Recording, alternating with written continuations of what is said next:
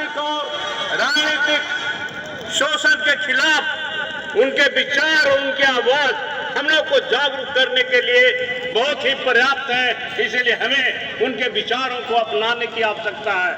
हम बताना चाहते हैं कि शहीद जगदेव प्रसाद को जब पता था, कुर्था के मैदान में जब सभा हो रही थी 5 सितंबर 1974 को, उन्हें जानकारी दी गई थी कि आपकी हत्या हो सकती है, लेकिन वो जवान कितना बहादुर था, अपनी हत्या की सूचना के बावजूद अपनी सभा को लगातार जारी रखे और कुछ ही देर में सरकार शिकार हो जाते हैं, उनकी मृत्यु हो जाती है, समाज के लिए समर्पित हो जाते हैं। और ये समझने का जरूरत है कितना बड़ा योद्धा थे, समाज के लिए लड़ कर मर गए, दलित पिछड़े दलितों को जगाने के लिए, और वो लड़ाई भी समझिए कि अधूरी रह गई है। और उस अधूरी लड़ाई को अगर आगे बढ़ाना है तो हम लोगों को जागरूक होना होगा।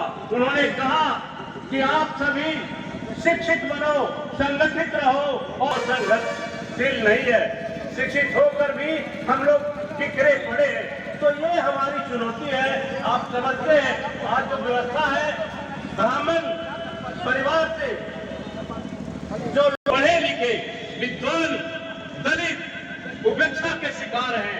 आप देख रहे हैं अभी हमारे सरकार की ओर से, हमारी सरकार की ओर से यूजीसी बिल लाया गया है। मैं थोड़ा सा यूजीसी के बारे में बताना चाहता हूँ।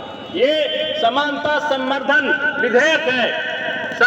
समानता कॉलेज में, विश्वविद्यालय में जो भेदभाव है, इंजीनियरिंग कॉलेज में, मेडिकल कॉलेज में जो बच्चों के साथ भेदभाव किया जाता है, उसके खिलाफ ये बिल आया है। और इस बिल में जो बातें हैं वो मुख्य रूप से ये है कि इसमें SC, ST, OBC, महिला, विकलांग आदि जो हैं उनके साथ किसी भी तरह का भेदभाव होता है तो उसकी शिकायत तत्काल सुनी जाएगी और वो बहुत शीघ्र कार्रवाई की व्यवस्था है। उसमें ऐसा है, एक इक्विटी स्क्वाड का गठन किया गया है जो घूम करके सर्वेक्षण करेंगे कहां पर शोषण हो रहा है।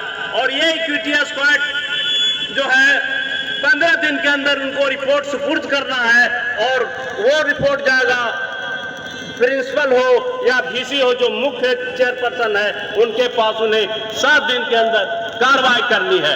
तो ये जो है कार्रवाई जो भी हुआ है वो हमारे दलित पिछड़ों के लिए बहुत ही महत्वपूर्ण है। लेकिन आज क्या हुआ, जो स्वर्ण जाति के लोग थे उन्हें मिर्ची लगी और इसे सुप्रीम कोर्ट में चुनौती दे डाला। आज वो बिल किनारे पड़ गया है। हम लोगों को संगठित होकर इसके अगेंस्ट में अपनी आवाज बुलंद करने की आवश्यकता है। और नहीं तो जो भेदभाव है हमारे बीच लोगों के बीच, जैसे आपने देखा था अभी BR गवई साहब हमारे मुख्य न्यायाधीश थे, उन पर जूते बरसाए गए, जूता से उन्हें मारा गया। आप जानते हैं अभी मध्य प्रदेश में एक रीवा जिला में एक रोहित यादव नाम का युवक जो 1 फीट का चोटी रख रखा था, उसकी चोटी को किसी ब्राह्मण ने उखाड़ दिया। तो ये स्थिति है। आप सोचते हो कि उसका उखड़ा, अरे किसी की भी चोटी उखड़ सकती है, मतलब भेदभाव इतना है। आप जानते हैं द्रौपदी मुर्मू जो हमारे देश की राष्ट्रपति है, वो जब राम मंदिर का शिलान्यास होता है उसमें उन्हें बुलाया नहीं जाता। ये हमारा देश है। इस देश की संस्कृति से आपको मुक्त होने की आवश्यकता है, और नहीं तो इस तरह की बहुत सारी घटनाएं हैं। आप जानते हैं हमारे जो कॉलेजियम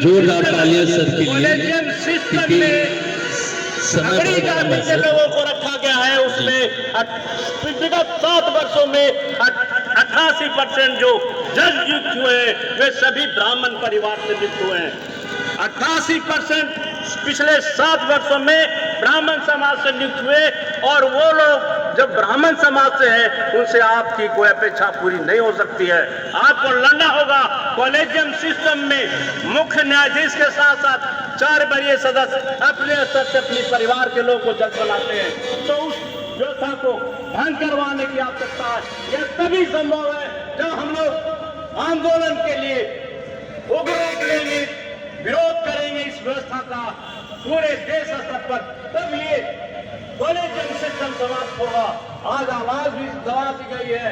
एक अस्मित गौतम नामक एक युवक है 14 वर्षीय, वो जो अपने विधायक से सवाल पूछते हैं कि आपने हमारा रोड नहीं बनाया, आपने हमारे गली नली की व्यवस्था नहीं की, हमारे विद्यालय में शिक्षक नहीं आते, तो हिंदू राष्ट्र बनाने से संबंधित है, इसलिए आप हिंदू राष्ट्र के चक्कर में ना पड़े, और नहीं तो स्वर्ण जिस प्रकार शोषण करते चले आ रहे हैं वो व्यवस्था जारी रहेगी। हमारे पास चूंकि समय यहाँ कम है, हम अपनी बात को विराम देना चाहते हैं। आप सबको बहुत बहुत धन्यवाद। जय हिंद। इस मंच के माध्यम से मैं कहना चाहता हूँ सभी वक्ताओं से निवेदन है कि क्या वे 5 मिनट में ही अपने बातों को पूरे भारत को बंद करेंगे, सार्वजनिक रूप से रखेंगे, गागर में सागर भरने का काम करेंगे, क्योंकि वही वक्त आए फिर दूसरी बात को दोहरा देते हैं। इसलिए सभी वक्ताओं से निवेदन होगा कि कृपया वे कम समय लें। क्रांतिकारी नमो बुद्धाय, जय भीम, लीला सलाम। लिस्ट है